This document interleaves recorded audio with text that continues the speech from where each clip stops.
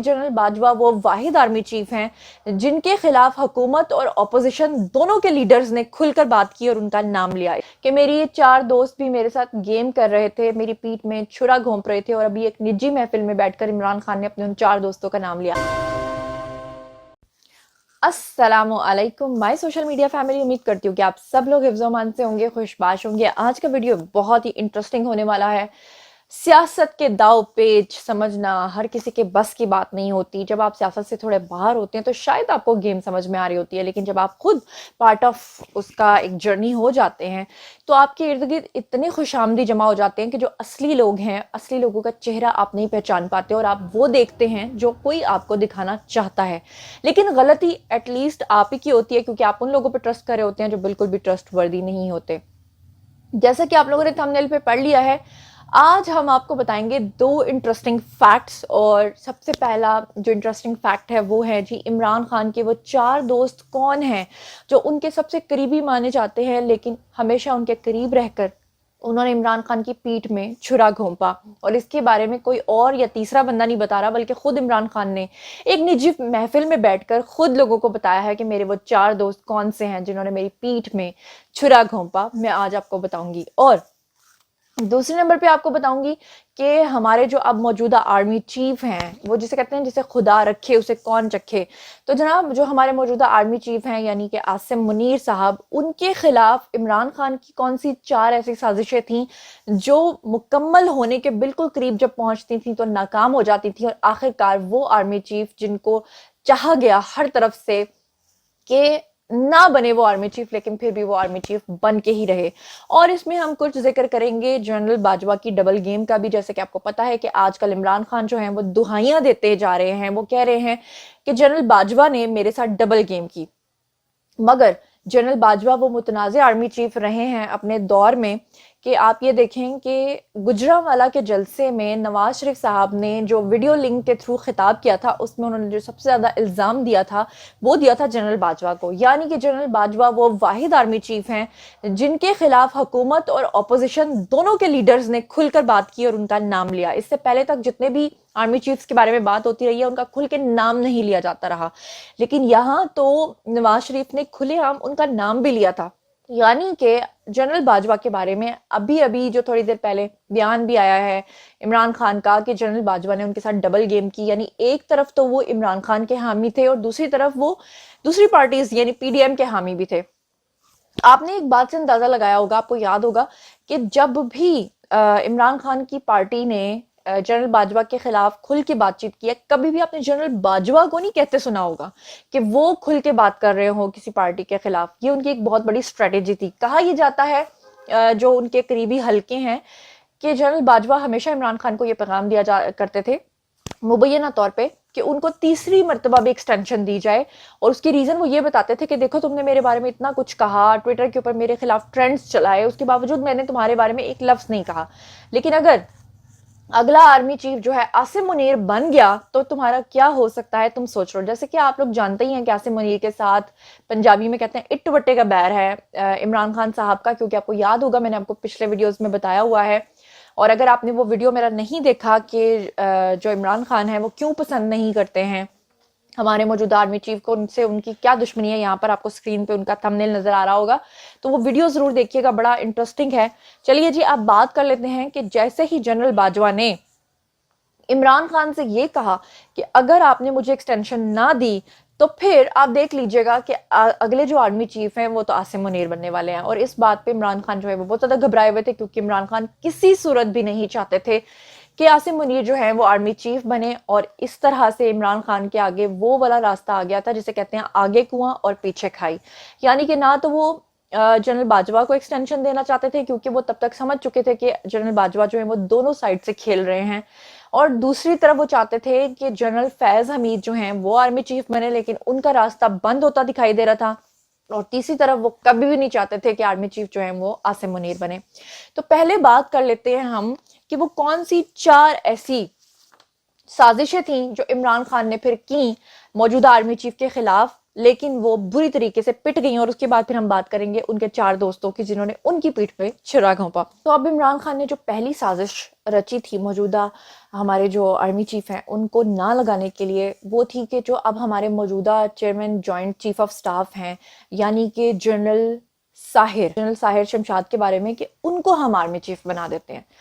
लेकिन उनकी ये साजिश जो थी वो नाकाम हो गई। आप लोगों ने देखा कि जनरल जो साहिर शमशाद हैं ये सीनियरिटी की बुनियाद पे आते थे दूसरे या तीसरे नंबर पे, और जो हमारे मौजूदा आर्मी चीफ हैं यानी कि आसिम मुनीर वो सीनियरिटी की बुनियाद पे आते थे पहले नंबर पे। तो अब जब इमरान खान ने ये फैसला किया कि कुछ ऐसा किया जाए कि आर्मी चीफ जो है वो जनरल साहिर शमशाद को बनाया जाए, तो ऐन उस वक्त में आपको याद होगा कि हमारे जो मौजूदा प्राइम मिनिस्टर हैं यानी कि शहबाज शरीफ वो पहुंच गए थे लंदन। और जब वो लंदन गए थे तो पीटीआई की तरफ से बहुत उनके खिलाफ बयान आए थे कि वो नवाज शरीफ से जाकर मशवरे कर रहे हैं। नवाज शरीफ कौन होते हैं? नवाज शरीफ तो गवर्नमेंट का हिस्सा नहीं है, तो फिर वो कौन होते हैं हमारे मौजूदा प्राइम मिनिस्टर को ये मशवरा देने वाले कि आर्मी चीफ कौन बनेंगे और कौन नहीं बनेंगे।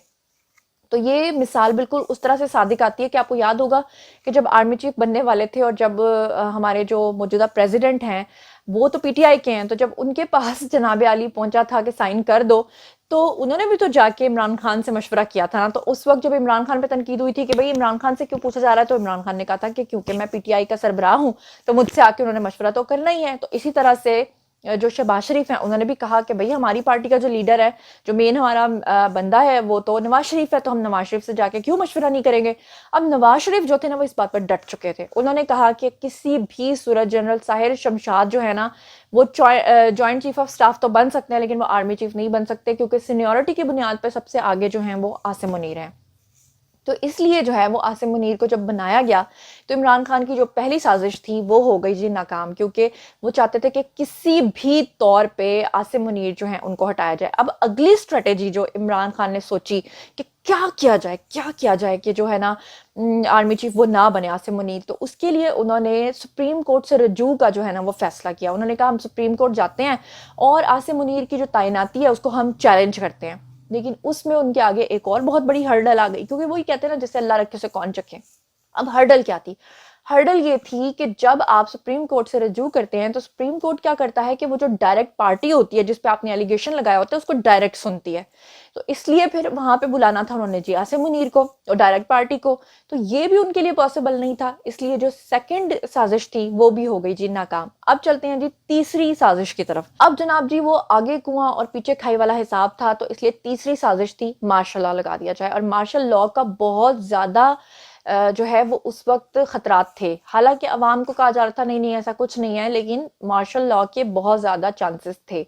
इस मामले में फिर आप लोगों को याद होगा कि कोर कमांडर्स की मीटिंग हुई थी और उस मीटिंग में फिर ये फैसला किया गया था कि नहीं मार्शल लॉ जो है वो नहीं लगाया जाएगा, वरना जो जनरल बाजवा हैं वो भी बड़े परेशान थे, उनको भी तोसी चाहिए थी। जनरल फैज को भी आर्मी चीफ बनना था, वो भी उम्मीदवार थे। और तीसरी तरफ जो है वो आसिम मुनीर को रोकने का रास्ता जो है वो तीनों साइड से था। यानी आप अंदाजा लगाएं कि इमरान खान भी नहीं चाहते थे कि वो आर्मी चीफ बने, जनरल बाजवा भी नहीं चाहते थे कि वो आर्मी चीफ बने, जनरल फैज भी नहीं चाहते थे कि वो आर्मी चीफ बने। तो फिर ये सब कुछ जो है इसको रोकने के लिए इतना कुछ किया, उसके बावजूद भी वो आर्मी चीफ बन गए। और मैं आपको बड़ी मजे की बात बताऊं कि ये जो सुप्रीम कोर्ट में चैलेंज किया जाना था ना, इसमें उन्होंने पार्टी बनाना था जनरल फैज को, जो इसीलिए पॉसिबल नहीं रहा। और ये वाली साजिश जो है ये भी हो गई जी नाकाम। मार्शल लॉ वाली साजिश जो है वो भी हो गई नाकाम। साहिर शमशाद वाली जो थी वो भी हो गई नाकाम। और जो आखिरी साजिश थी वो थी फिर आ जाके पहुंचो के वो जिसे कहते हैं ना पंजाबी में जितू दी खोती उथे ही आन खलोती। और फिर इमरान खान के पास सिर्फ एक ही रास्ता बचा और वो रास्ता ये था कि वो जनरल बाजवा को तोसी दे दें, एक्सटेंशन दे दें। लेकिन आपको पता है कि जनरल बाजवा जो है तब तक बहुत ज़्यादा मुतनाज़े हो चुके थे, दोनों पार्टीज नहीं चाहती थी। इमरान खान को भी समझ में आ गया था कि किसी भी सूरत जो है वो मेरे साथ लॉयल नहीं है, जनरल बाजवा मेरे साथ डबल गेम कर रहे हैं। दूसरी तरफ दूसरी पीडीएम को भी पता चल चुका था कि यहाँ पे डबल गेम चल रही है। तो यूं जी ये चारों साजिशें जो इमरान खान ने की थी मौजूदा आर्मी चीफ के खिलाफ वो नाकाम हो गई। और फिर वही बात कि जिसे अल्लाह रखे उसे कौन चखे, कितनी दफा तो मैं बोल चुकी। अब बात करते हैं इमरान खान के उन 4 दोस्तों के बारे में जिनके ऊपर इमरान खान बहुत ज्यादा तकिया करते थे, जिनको अपना दोस्त समझते थे, लेकिन वक्त के साथ ये कहानी उन पे खुली कि मेरी ये 4 दोस्त भी मेरे साथ गेम कर रहे थे, मेरी पीठ में छुरा घोंप रहे थे। और अभी एक निजी महफिल में बैठकर इमरान खान ने अपने उन 4 दोस्तों का नाम लिया।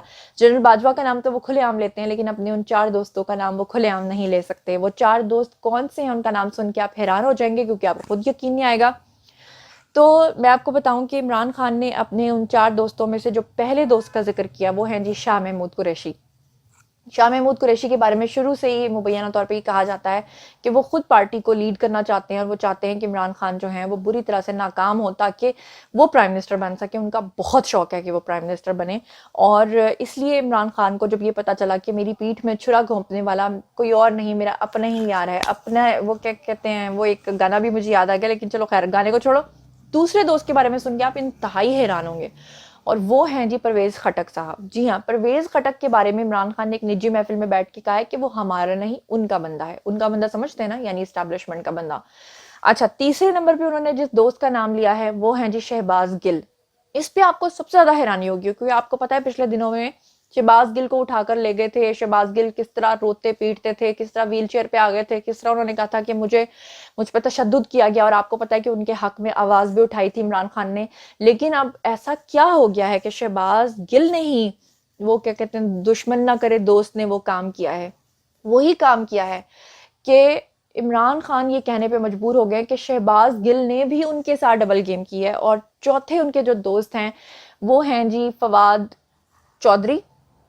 फवाद चौधरी के बारे में आप लोग अच्छे तरीके से जानते हैं कि वो इमरान खान का नाम लेकर बहुत सारे लोगों से बहुत पैसा हत्या चुके हैं, क्योंकि उनके एक रिश्तेदार जो हैं वो सुप्रीम कोर्ट के जज थे, और वो कहा करते थे कि मैं आपके काम करवा दिया करूंगा और आप मुझे पैसे दो। तो इमरान खान अब अपने इन 4 दोस्तों से शदीद नफरत करते हैं, लेकिन वो बाहर अब कुछ कह नहीं सकते हैं। लेकिन किसी निजी महफिल में बैठ के उन्होंने जिक्र किया, तो मैंने कहा आप तक पहुंचा दूं।